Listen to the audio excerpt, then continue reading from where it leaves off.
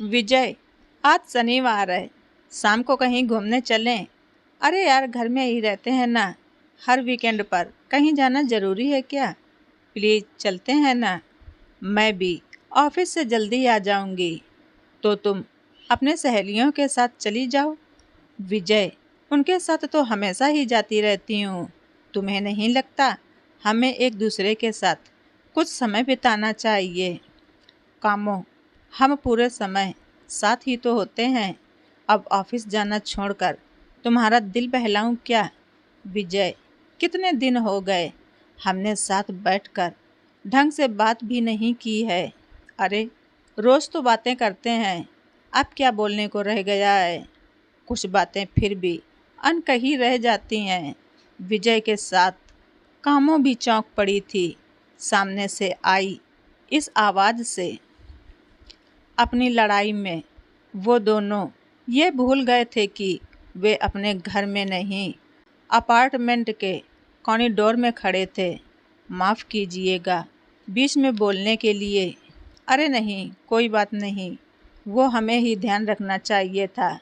विजय ने कामों को घूरते हुए कहा, आइए ना, अंदर बैठकर बातें करते हैं। जी नहीं, हमें ऑफिस जाने के लिए पहले ही देर हो गई है। अगर ऐसी बात है तो मैं आपको रोकूंगा नहीं, पर एक शर्त है। आज शाम की चाय आपको हमारे साथ पीनी होगी। मेरी पत्नी सुमन आपसे मिलकर बहुत खुश होगी। मैं विजय और ये मेरी पत्नी कामो। अच्छा, और मैं जितेंद्र। तो फिर शाम की चाय पक्की रही। इस अपार्टमेंट में आए हुए विजय और कामो को 5 महीने हो गए थे। इससे पहले उनका किसी दूसरे पड़ोसी से ठीक से परिचय भी नहीं हो पाया था। जान पहचान बढ़ाने के लिए दोनों ने ये आमंत्रण स्वीकार कर लिया था।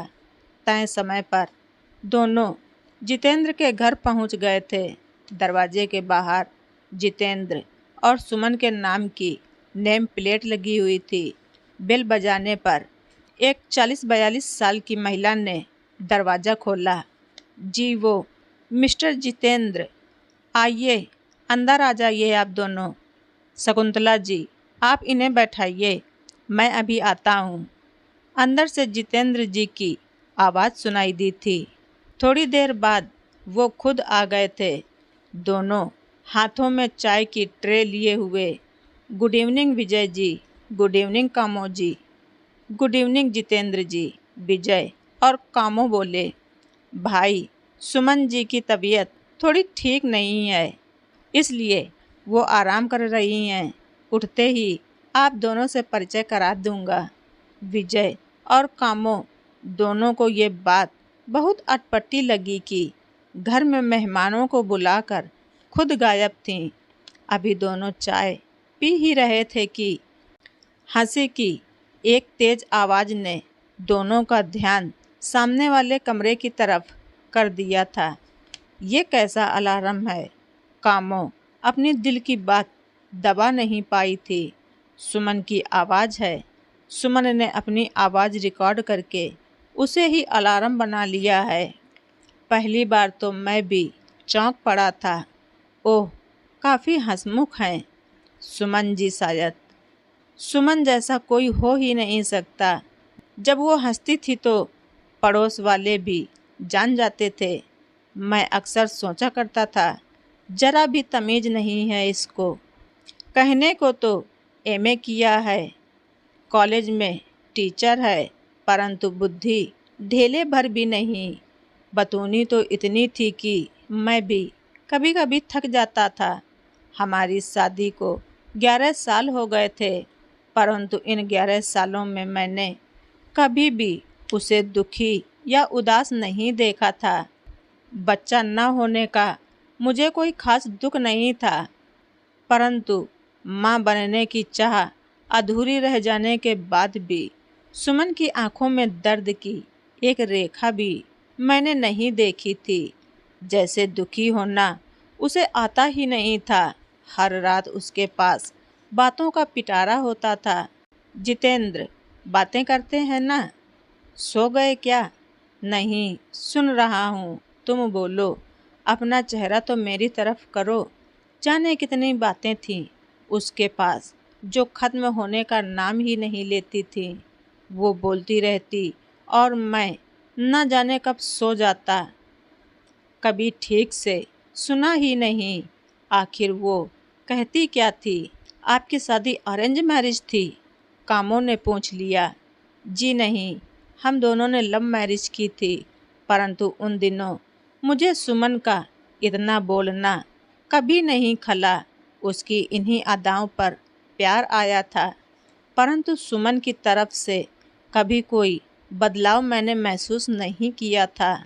जितनी अच्छी तरह वो मुझे समझती थी, उस तरह तो मैं कभी खुद को भी नहीं समझ पाया था।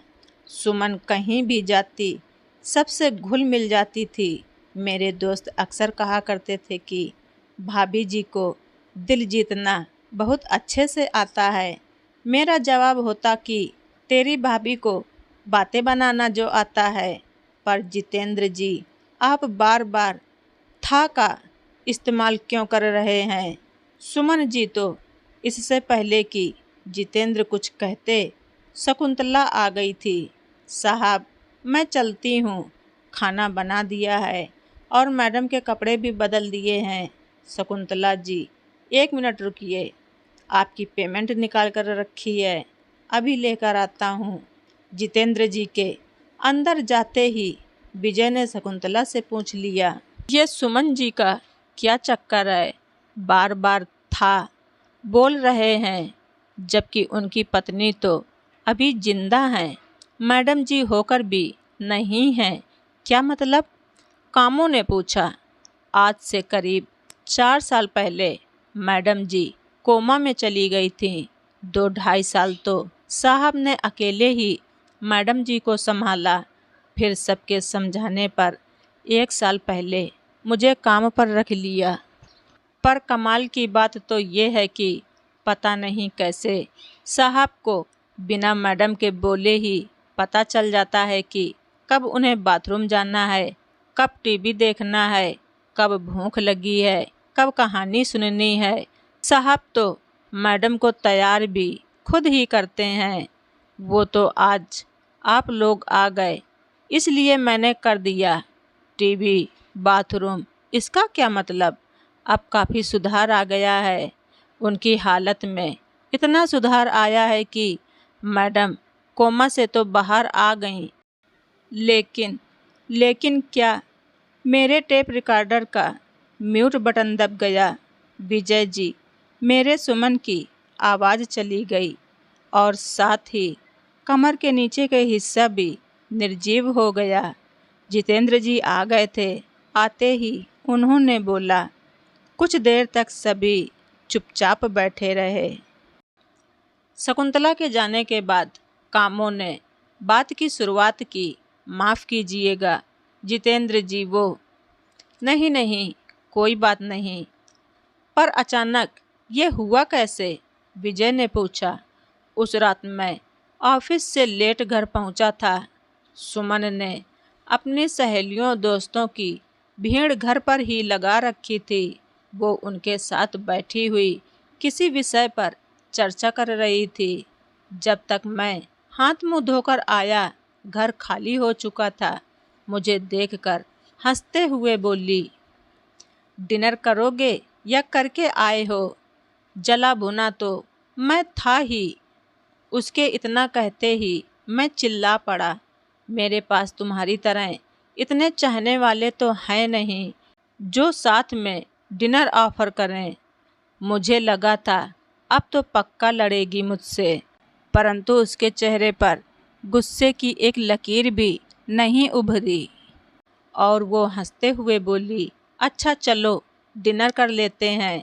उस रात बिस्तर पर लेटकर जब मैं फेसबुक देख रहा था, वो मेरे पास आई और कहने लगी, क्या कर रहे हो? बातें अपने दोस्तों के साथ। दूर बैठे दोस्तों से बात कर सकते हो, पास बैठी पत्नी से नहीं। क्या बात करूं तुमसे? कौन सी बात बची है करने के लिए? दिन भर तो बोल बोल कर दिमाग खराब कर देती हो। कितना स्टॉक है तुम्हारे पास बातों का, जो कभी खत्म ही नहीं होता है। हाँ, करती हूँ मैं, पर तुम ही बताओ कितनी बार अपना फ़ोन साइड में रख कर मेरी आंखों में आंखें डालकर मेरी बात सुनते हो।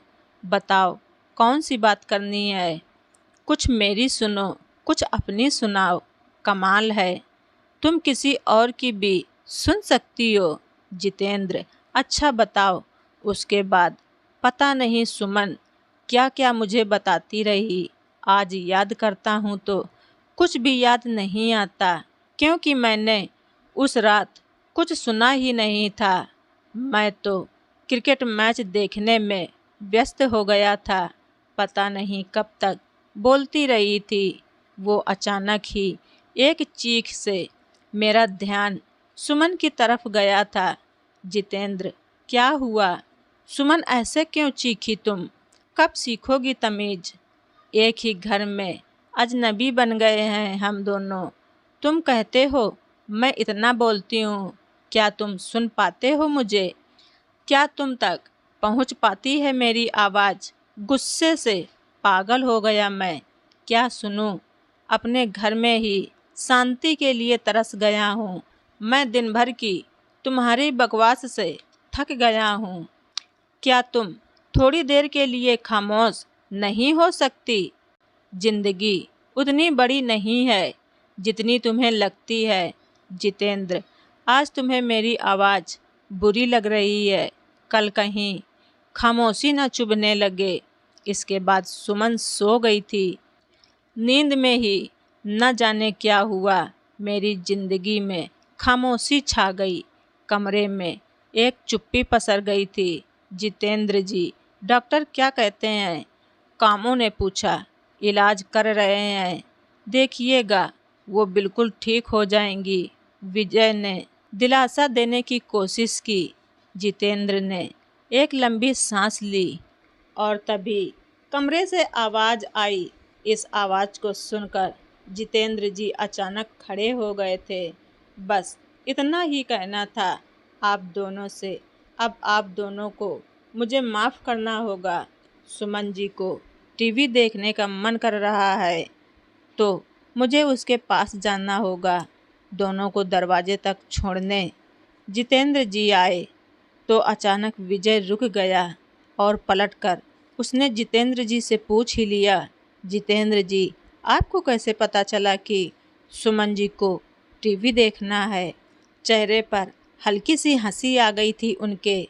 कोई कमाल की बात नहीं है विजय, बस जिंदगी भर जिस सुमन की आवाज़ ये दिल नहीं सुन पाया था, आज उसकी खामोशी को भी अब सुनने लगा है। तो दोस्तों, आप सभी लोगों को हमारी ये स्टोरी कैसी लगी कमेंट बॉक्स में ज़रूर लिखें। चैनल पर नए हैं तो सब्सक्राइब करना ना भूलें। धन्यवाद। रिचा वॉइस।